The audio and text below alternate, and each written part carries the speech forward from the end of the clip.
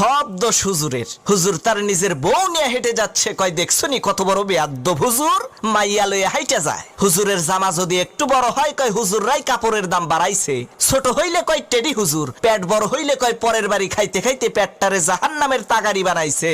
চিকন চাকন শুকনা হইলে কয় মাদ্রাসায় পড়ে লাভ কি, এরা তো খাইতেও পারে না। দাওয়াত খাইতে যাইয়া একটু বেশি খাইলে কয় হুজুররা পরের খাওয়ান পাইলে এইরকম একটু বেশিই খায়। কম খাইলে কয় হুজুর আজকে আর কয় জায়গা দাওয়াত আছে। হুজুর একটু দামি পোশাক পরলে কয় অহংকারী, কম দামি পোশাক পরলে কয় ফকিন্নি। হুজুর একটু ইংরেজি বললে কয় ভাব মারায়, আর ইংরেজি না বললে কয় খ্যাত। অনেকে আবার কয় এই দেশটারে হুজুররাই শেষ করছে। অমুসলমান, কুত্তা মরে, ছাগল মরে, বিড়াল মরে, জানাজা হয় না। এই বাংলার জমিনে যদি ওলামা একরাম না থাকতো, তোমার মরণটাও কুত্তার মতো জানাজা ছাড়া হইতো।